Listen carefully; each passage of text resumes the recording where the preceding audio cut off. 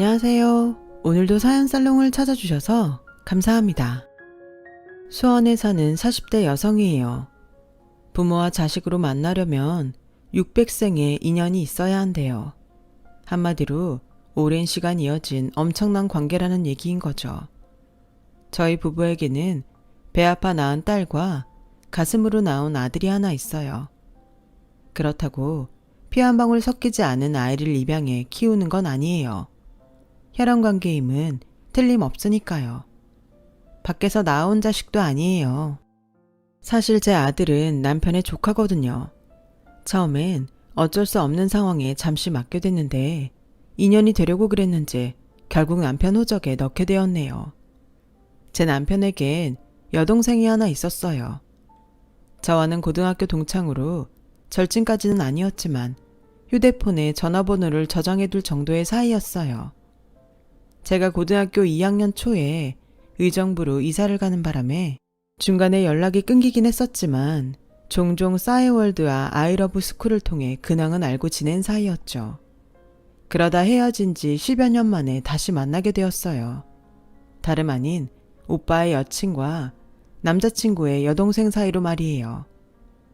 남편의 소개로 그 자리에 나갈 때만 해도 고등학교 동창을 다시 만나게 될 줄은 몰랐어요. 대한민국 대부분의 오빠들이 그렇듯 제 남편도 평소에 자기 여동생에 대해 시시콜콜한 것까지 말하진 않았거든요. 그저 여동생이 하나 있다는 정도만 알고 있을 뿐이었죠. 친구와 저는 얼굴을 본 순간 바로 서로를 알아봤어요. 친구도 저도 학창시절에 딱히 안 좋은 관계가 아니었기에 반가움이 앞섰죠. 간단한 근황을 나누고는 이내 현재의 관계에 집중하게 되었어요. 미래의 올케와 시누이 사이로 말이죠. 친구는 까탈스러운 성격이 아니라서 자기 오빠를 앞세워 시누이 노릇을 하려거나 하진 않았어요. 정확히 말하자면 오빠의 연애에 그다지 관심이 없는 듯 보였죠. 그때는 몰랐지만 나중에 남편을 통해 얘기를 들어보니 당시 친구는 사귀던 남자와 강제로 헤어지게 되어 꽤 상심해 있던 상태였더라고요. 친구는 전문대를 나온 상태였고 남친은 명문대 의대를 나와 동대학 병원에서 인턴을 하고 있던 사람이었는데 둘 사이를 난 남친의 엄마가 학벌과 집안 형편을 이유로 강제로 둘을 떼어놓았다고 하더군요. 제 친구는 남친한테 푹 빠져있던 상태였지만 안타깝게도 남친한테 친구는 그저 한때 사귀고 마는 정도의 여자에 불과했던 거예요. 집에서 엄마가 반대를 하니 골치 아픈 상황을 모면하려 친구에게 이별을 고하곤 연락을 끊었다더라고요. 정말 개새끼였죠. 지 편한 대로 단물만 다 빼먹고는 귀찮아지니 팽한 놈이니까요.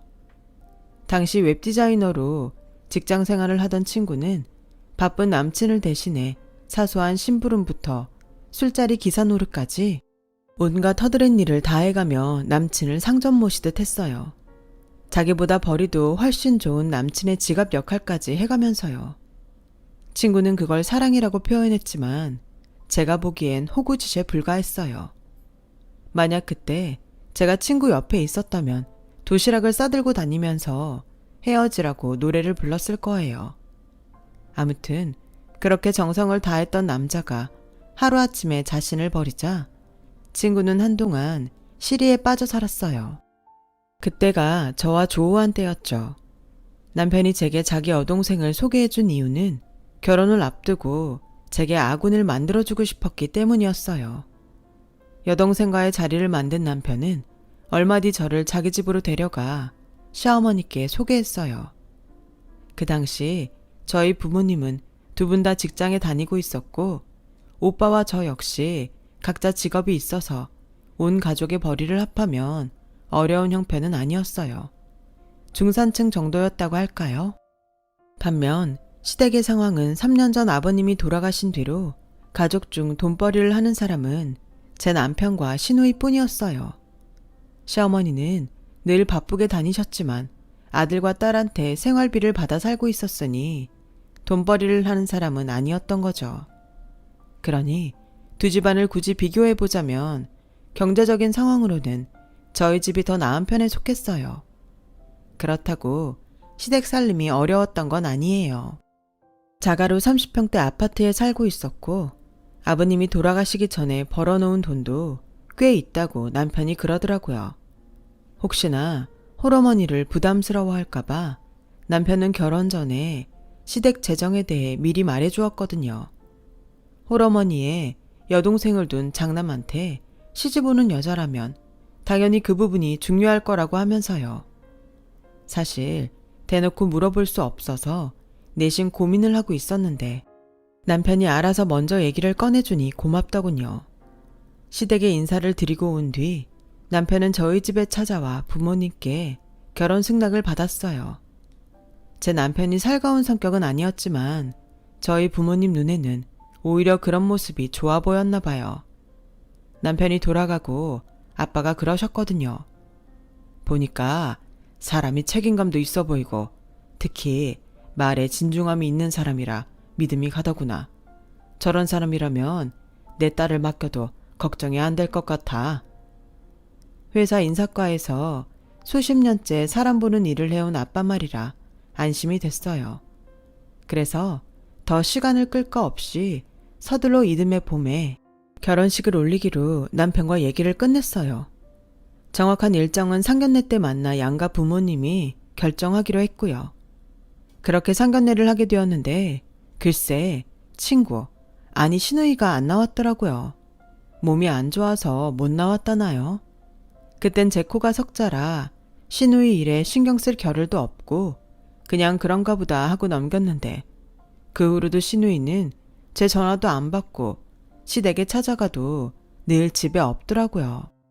시누이긴 해도 고등학교 동창이라서 저랑 시어머니 사이에 있어주면 심적으로 의지가 될 거라 생각했는데 번번이 자리에 없거나 연락이 안 되니 서운하다는 생각이 들었어요. 경화는 요즘 통 연락이 안 되네. 매번 집에도 없고 말이야. 혹시 경화한테 무슨 일 있어? 일은 무슨 일? 회사 일이 바쁘다던데 그래서 그럴걸? 나도 요즘 얼굴 보기 힘들어. 뭔가를 숨기는 것 같기는 했지만 그때 남편도 저도 신경 쓸 게 한두 가지가 아니라서 시누이 일은 접어두기로 했어요. 그렇게 결혼식 당일이 됐는데 뭐야? 경화는 오늘도 안 와? 회사 일이 좀 바쁘다더라고. 일 때문에 그렇다니까 이해해줘. 아무리 그래도 그렇지. 그 회사 일은 자기가 혼자 다 한대? 오빠 결혼식에도 못 올 정도로 바쁠 일이 뭐냐고. 기집애 그렇게 안 봤는데 좀 그렇다. 아무리 바빠도 그렇지. 전화 한 통도 못 할 정도로 바쁘대? 서운한 마음에 투덜대는 저를 보자 남편은 더는 안 되겠다는 듯 솔직히 고백을 하더라고요. 사실 경화 집을 나간 지 좀 됐어. 회사도 그만뒀더라고. 엄마한테 잘 있으니까 걱정 말라고 머리 좀 식히고 돌아가겠다고 문자는 했던 모양인데 뭔 일이 있는지 내가 아무리 전화를 해도 안 받아. 남자친구랑 헤어지고 한동안 정신을 못 차리더니 아직도 힘든가 봐. 그런 애한테 내 결혼식 오라고 닥달하는 것도 좀 그렇고 해서 일단 지가 먼저 연락할 때까지 기다려볼 생각이야. 말 못해서 미안해. 남편 말을 듣고 보니 저도 더 할 말이 없더라고요. 저야 한 달이 건너지만 피부치인 남편은 마음고생이 심했을 테니까요.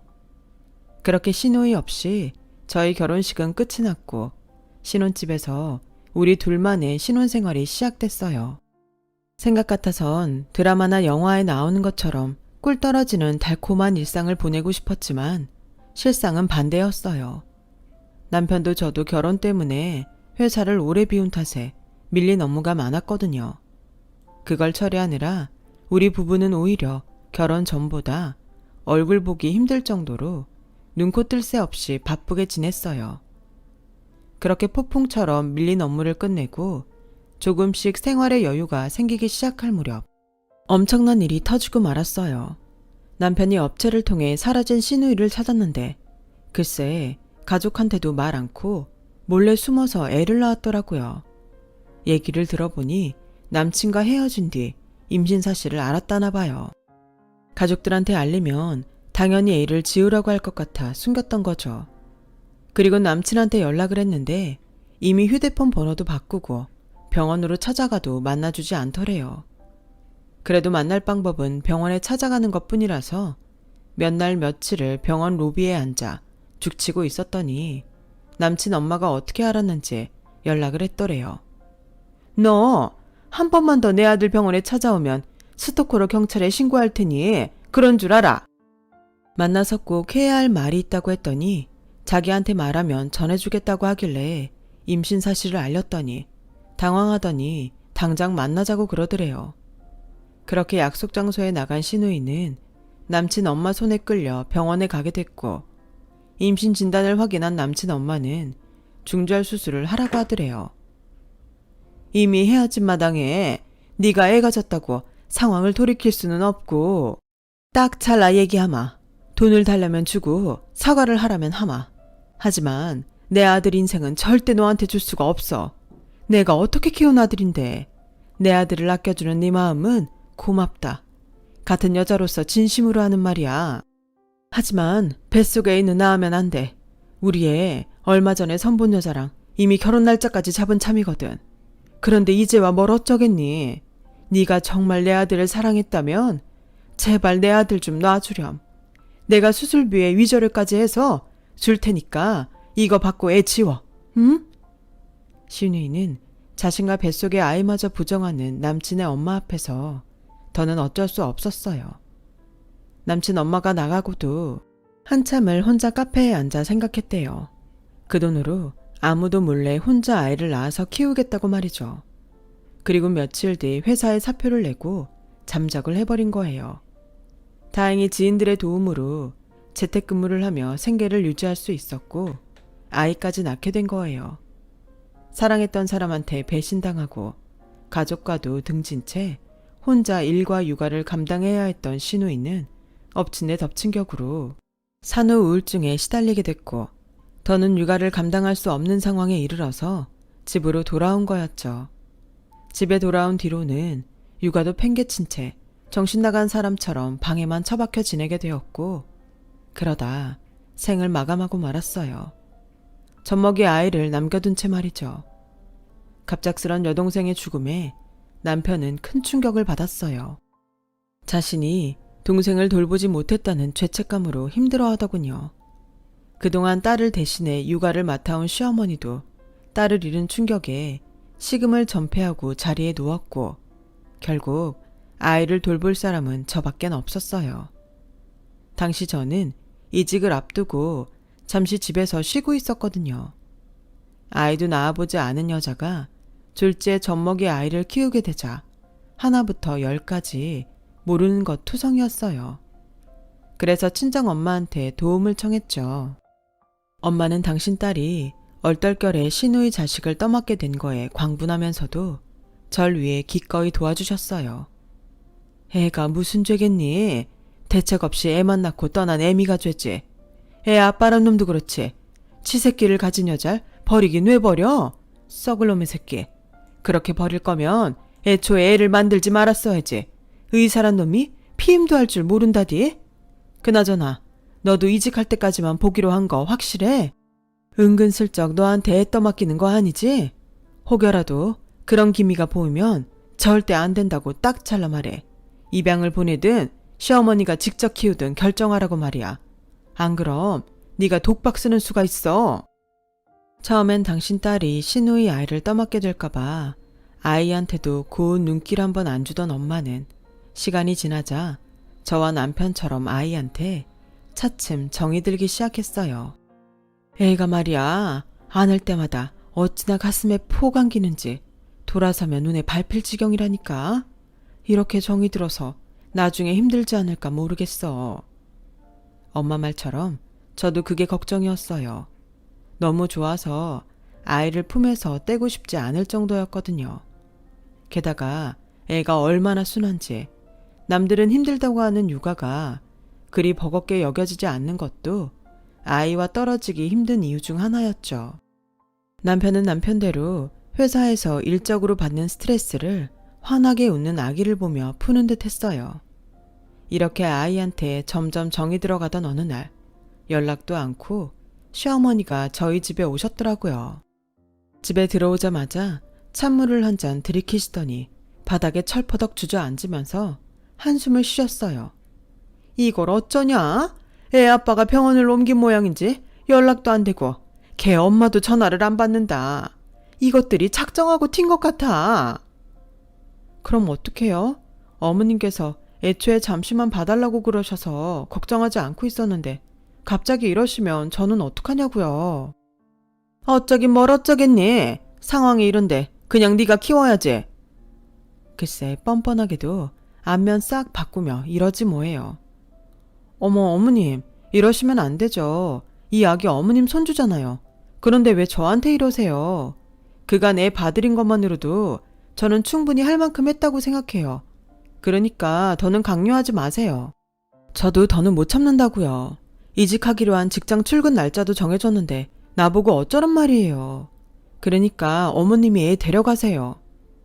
지금까지 참아오다 퍼져버린 감정에 한참을 씩씩거리는데 글쎄 아이가 그런 저를 무척이나 슬픈 표정으로 바라보고 있지 뭐예요. 아직 젖도 안 뗀 아이가 말이에요. 그 모습을 보는데 순간 심장이 뚝 떨어지는 것 같았어요. 내가, 아니 우리가 지금 이 아이한테 무슨 짓을 저지르고 있는 건가 싶었죠. 아이 슬픈 표정은 마치 처량한 자신의 처지를 아는 것처럼 보였어요. 새까만 눈동자가 촉촉히 젖은 채로요. 그 모습에 나도 모르게 눈물이 나더군요. 아무리 멈추려 해도 좀처럼 눈물이 그치지 않았어요. 그래서 아이를 끌어안고 미안하다고 엉엉 울었죠. 그때였어요. 아기가 고사리 같은 손으로 제 얼굴을 만지더군요. 마치 제 얼굴에 흐르는 눈물을 닦아주려는 듯 말이에요. 그때 알았어요. 아이와 떨어지지 못할 것 같다는 걸요. 시어머니한테 애를 데려가라 모질게 말은 했지만 키운 정도 정이라고 그 사이 저와 아이는 마치 친모자처럼 감정마저도 소통하게 됐으니까요. 저녁 때 퇴근한 남편한테 오늘 있었던 일을 얘기했어요. 그랬더니 남편은 제 말이 끝나기도 전에 어머님께 전화를 해 화를 냈죠. 모자가 싸우는 소리가 전화기 밖으로 다 들릴 정도로 말이에요. 어머님은 억울하다는 듯 소리쳤어요. 이런 빌어먹을 인간들이 다 있나? 애비란 놈은 아예 연락도 안 되고 그 애미랑 통화를 하긴 했는데 자기넨 죽어도 못 키운다는 거야. 자기네는 아이를 지운다는 약속을 받고 경화한테 돈까지 준 이상 더는 책임질 수 없다나? 아유 미친년. 그러게 애는 뭐하러 나와서 이 사단을 만들어. 내가 요즘 허리가 안 좋아 병원에 다니는 처지라서 내가 애를 볼 수도 없고 어쩌면 좋니? 그렇다고 엄연히 우리 집 핏줄인데 애를 시설에 보낼 수도 없잖니. 그래서 말인데 새아기가 내 허리 나을 때까지만 고생을 좀 해주면 안 되겠니? 오죽하면 애미가 이런 부탁을 하겠니? 그래도 네 동생 새끼 아니니? 우리 집 핏줄이 흐르는 네 조카. 애미 이름 불쌍한 것을 어떻게 매정하게 시설에 보내? 그러다 천벌을 받지. 급기야 어머니는 훌쩍이기 시작했고 남편도 더는 아무 말도 못하고 전화를 끊었어요. 그리고는 고개를 푹 숙인 채 땅이 꺼져라 한숨을 쉬었죠. 그 모습을 보니 이제 결정을 내려야 할 시간이란 생각이 들었어요. 그래서 남편한테 아이의 친부와 연락에 닿을 때까지는 우리가 아이를 키우자고 말했어요. 이직이야 언제고 하면 되는 거니까 일단은 아기만 생각하자. 어머님 말씀대로 당신 여동생 아기면 우리 조카기도 하잖아. 그러자 남편이 그동안 꾹 참았던 눈물을 흘렸어요. 염치 없어서 도저히 말도 못 꺼내고 있었다면서 저한테 고맙고 미안하다며 제 손을 꾹 잡고 울먹이더군요. 늘 든든하던 제 남편이 말이죠. 언젠가 누가 그러더군요. 그날 제가 남편한테 그 말을 먼저 꺼낸 건 제 스스로 무덤을 판 거나 다름없는 짓이었다고요. 네, 알아요. 하지만 적어도 어른들 싸움에 죄 없는 아이가 희생을 당해선 안 되는 거잖아요. 아이를 생각해서라도 저는 그날 일을 절대 후회하지 않아요. 제가 이렇게 사연을 보내게 된 건 신우의 아들을 키우게 된 게 억울하거나 화가 나서는 아니니까요. 시누이의 아기를 키운 지 2년이 지나서 저는 임신을 하게 됐어요. 아이를 돌보며 출산 준비를 하는 건 생각처럼 쉽지는 않더군요. 그래서 친정엄마가 자주 찾아와 집안일을 거들어 주시곤 했어요. 육아와 출산 준비를 동시에 하다 보니 연년생 남매를 키운 친정엄마가 얼마나 대단한 사람이었는지를 잘 알겠더라고요. 저야 친정엄마 도움도 받고 남편이 퇴근하고 돌아오면 빨래며 청소까지 다 해주는데도 내 몸 하나 건사하는 게 힘들어 투정을 부리거든요. 그런데 엄마는 저보다도 어린 20대 나이에 어떻게 그 많은 일을 혼자 감당했을까 생각하니 그동안 엄마한테 잘해드리지 못한 게 미안했어요. 제가 철이 든 건지 엄마랑 같은 입장이 되고 나니 알게 된 건지 모르겠지만 말이에요. 제가 딸아이를 낳고 두 아이를 키우는 동안에도 아이 친부 소식은 없었어요. 그렇게 시간이 흘러 시누이 아들은 7살이 되었어요. 그동안 생각도 않고 살았는데 그제야 아이의 호적 걱정이 되더라고요. 호적이 없으면 초등학교 입학도 할 수 없으니까요. 여보, 재민이 말이야. 당신 호적에 넣으면 어떨까? 친부가 언제 나타날지도 모르는 판에 손 놓고 있을 수만은 없잖아. 곧 학교도 보내야 하고 재민이도 당신이랑 나를 엄마 아빠로 알고 사는데 우리 이제 그만 재민이를 우리 아들로 받아들이자. 솔직히 친부가 나타나서 우리 재민이를 데려가겠대도 나 못 보낼 것 같아. 나 재민이 없이는 못 살 것 같다고. 그러니까 당신 호적에 올리자. 응? 남편은 잠시 생각을 하더니 정말 괜찮겠냐고 묻더군요. 한번 호적에 올린 이상 앞으로는 진짜 우리 아들로 키워야 하는데 후회하지 않겠냐고요. 그래서 그런 걱정은 하지 말라고 확실히 얘기했어요. 그렇게 우리 집에 들어온 지 7년이 지나서야 시누이 아들은 온전한 저희 아들이 되었어요. 호적 정리까지 마치고 나니 그동안 제 가슴을 누르고 있던 답답함이 순식간에 사라지는 것 같더군요. 재민이와 제 딸은 여느 집 남매처럼 투덕거리기도 하고 세상 둘도 없는 남매처럼 다정하기도 해서 뒤늦게 서류상 아이들이 친남매가 됐다는 건 아무 의미가 없었어요. 그저 문서상의 확인일 뿐인 거였죠. 그렇게 아이들은 재민이의 초등학교 입학을 시작으로 둘 다 초등학생이 되었어요. 고작 10살밖에 안 된 재민이는 그래도 지가 오빠라고 학교가 끝나면 학교 보원관실에서 동생을 기다렸다가 손잡고 집에 데려오곤 했어요. 아들 덕분에 얼마나 든든한지 몰라요. 그렇게 남부럽지 않은 가정을 꾸리고 살던 어느 날 아이들을 학교에 데려다주고 막 세탁기를 돌리려는데 낯선 여자가 저희 집 배를 눌렀어요. 누구냐는 물음에 남편 아이 때문에 왔다고 하더군요. 순간 몸이 바들바들 떨리고 심장이 터질 듯이 빨리 뛰었어요.